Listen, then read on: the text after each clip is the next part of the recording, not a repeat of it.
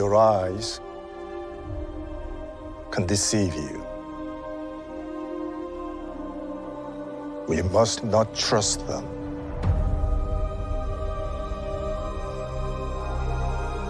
Tell me what comes into your mind.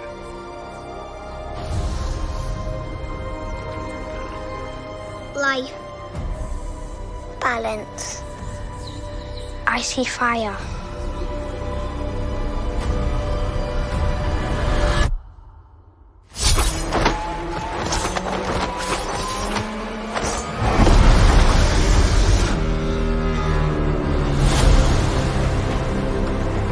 Someone is killing Jedi. It doesn't make sense. What happened? I sensed darkness.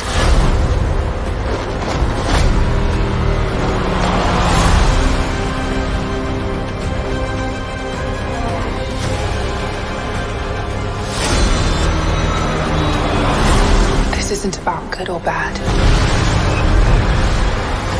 This is about power and who is allowed to use it. What is that?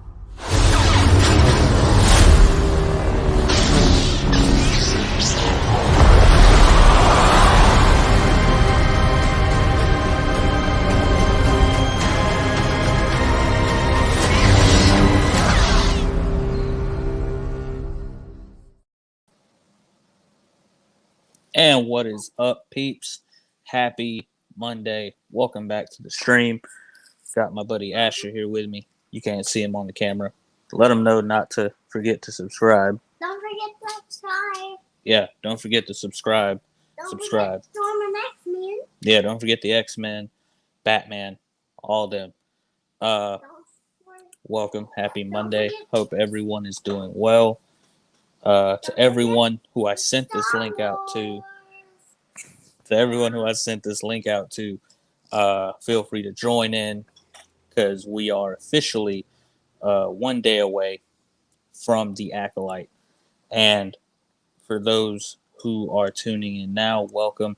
Again, happy Monday. Hope all of you are doing good. It's going to be wild because this is about as crazy as the discourse is going to get for Star Wars and for a Star Wars show.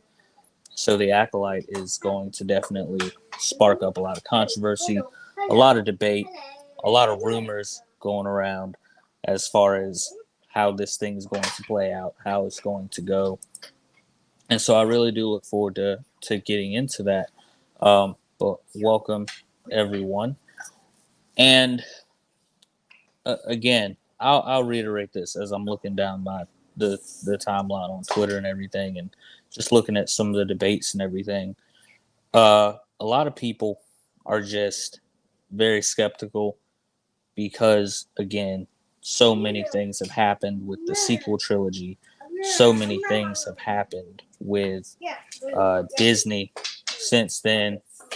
A lot of trust betrayed between fans and Kathleen Kennedy, fans and, the creators, whoever else, Ryan Johnson, JJ.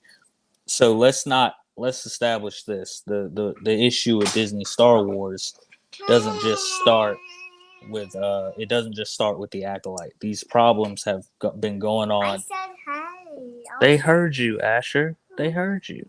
I said, who said hey? They said hey back. They heard you. They heard you. The problems with the Acolyte, with Disney Star Wars started way before the Acolyte was even conceived, way before it even got here.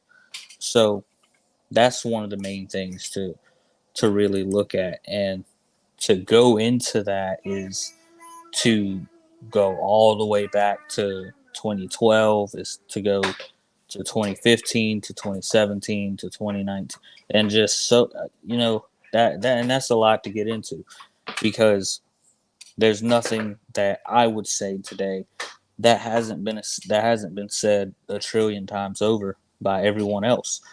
And I feel like the mood of a lot of Star Wars fans now is either, they get it right now, or they don't do it at all. because a lot of fans have already walked away from Star Wars. And so, Asher, stop singing the Liberty theme song and be quiet, please. Don't sing the Liberty theme song. That we've seen that commercial. But a lot of fans have just walked away, and a lot of fans have just chosen to just take the opposite side, and they don't want to be involved in this anymore, because to do this again would be another letdown, and people are tired of it. I don't think fans have the energy to deal with this again. I don't think fans have the faith in Star Wars to do this again. So this is, for a lot of people, that and they've said this for a long time, this is their last chance. For a lot of people, this is like the final straw for them, for whatever it is that they're going to do with this show. And if it's not good, then what's the point? This gives no faith. If it's not good, this doesn't give any faith or push for Rey's new Jedi Order movie. It gives no faith for anything else that Disney's going to do. I mean, I think people are still going to tune in for The Mandalorian. I still think people are going to tune in for Ahsoka, which that's one of my favorite shows, so I know I will. But as far as any new ideas and such as the Acolyte, if this is not good, then you're just damaging the brand more. And according to what I've been seeing today between Kathleen Kennedy and the messages being sent out by Leslie Headland, it seems like they are indeed buckling down, and they're not backing down from what it is they choose to do. So I'm going to read this article. According to Fox News, let's just go ahead and break it down.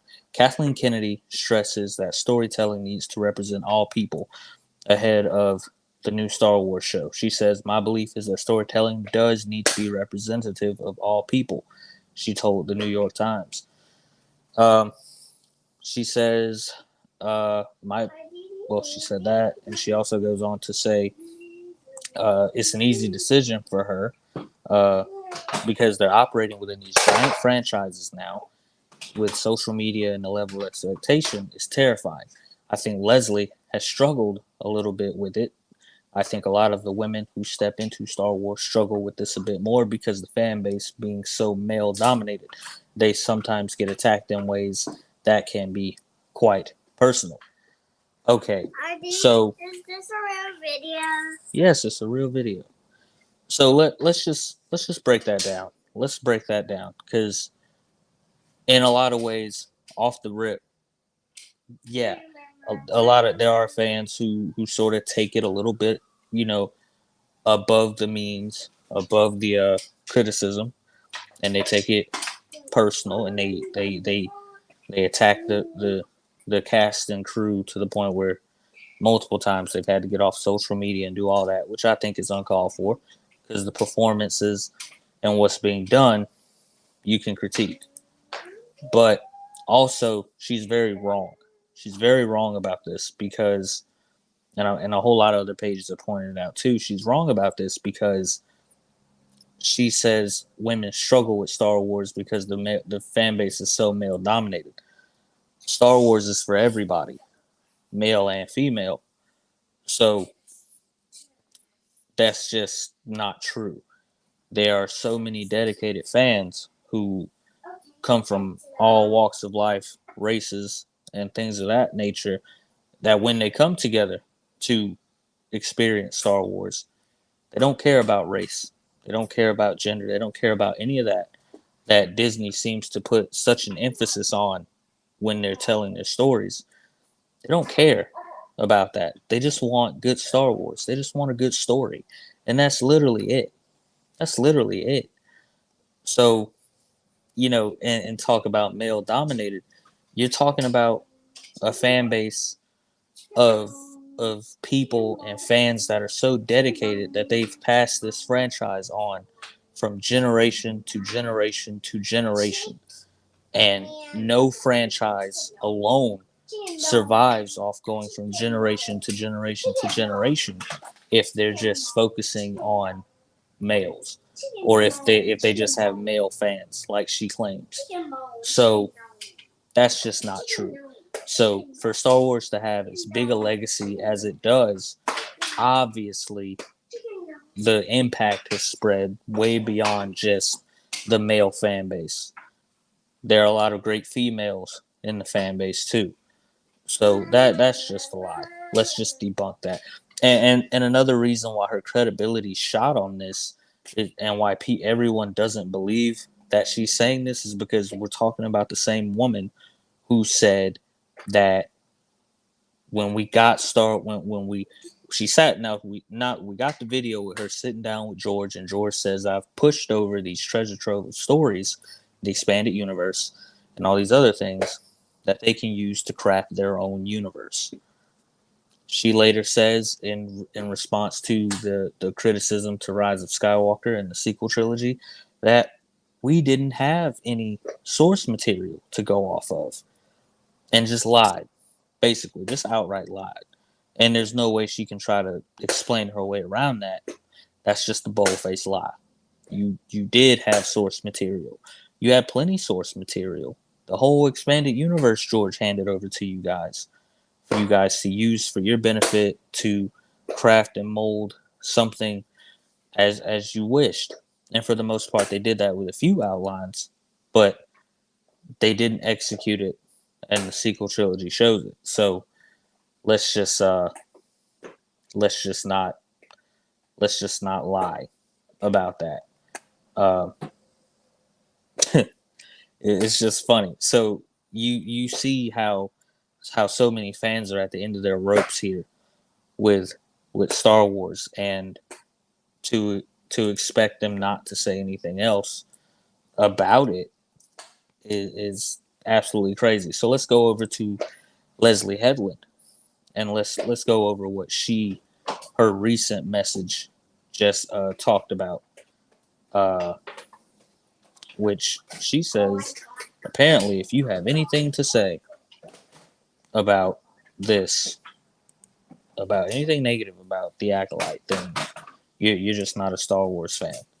So you know, that's just hilarious, and we'll get to that. So here we go. Okay, Leslie talks about this per Entertainment Weekly, I think.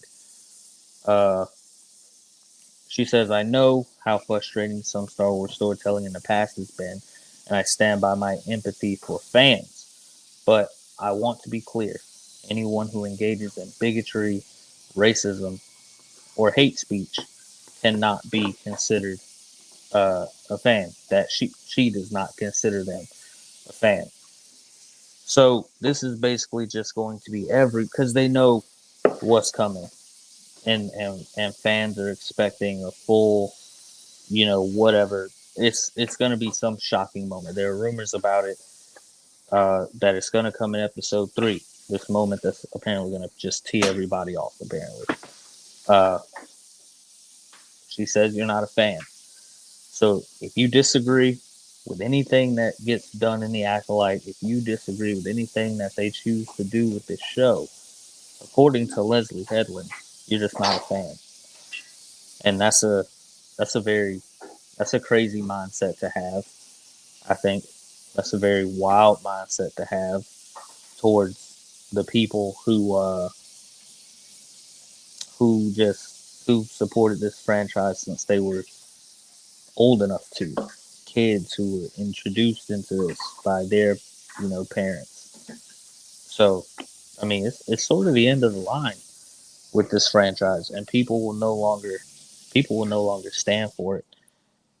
So if this is how they feel, this is what they're putting out there ahead of time to let you know that you are not a true fan, and so they know they're just pushing forward.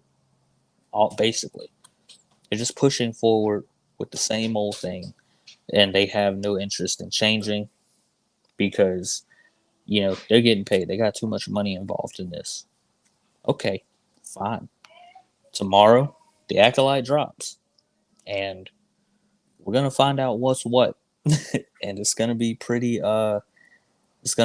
hilarious when we find out what's what. Now, like I said, it could be just one big, trick, and the show might actually be good. It might actually be good. It could be good. Who knows? We're gonna find out. Could be good. They might shock us all. And if they do, then that's great. If they do, then that's great. All the better for Star Wars. Oh wow, they actually came out with a good show. If not, then they're gonna hear about it. They're going to hear about it. And it's going to be hilarious. Star Wars Twitter, the whole community is going to tear it apart. And I'm gonna be here for it because you've had people agonize time and time again over what Star Wars could be, over the missed opportunities. People are still holding a grudge about The Last Jedi, and that's never going anywhere. That's turned off a lot of people. That's never going anywhere. So I don't know what else they want. I don't know what else they want from people. I don't know what else Disney wants. Like, and I mean it when I say that. Like, people's minds can change. So like the prequels were looked at differently back then. And now it's different. So, but that's not the case for Disney Star Wars, and I don't think it ever will be. Anyhows, that will conclude today's live. I will catch you guys later. This will be posted up on the podcast and everywhere where you get your podcasts, here on YouTube as well. So I will catch you guys later. We'll be ready for the Acolyte, and we're just gonna sit back and see what happens. There's not much else There's nothing else to talk about. You know, outside for the people who do love the High Republic, that's fine, and they're gonna nerd out and do all that they love to do about the High Republic. But for those of us who have not been interested, we will find out what the Acolyte's gonna bring. So I'll catch you guys later. Take it easy.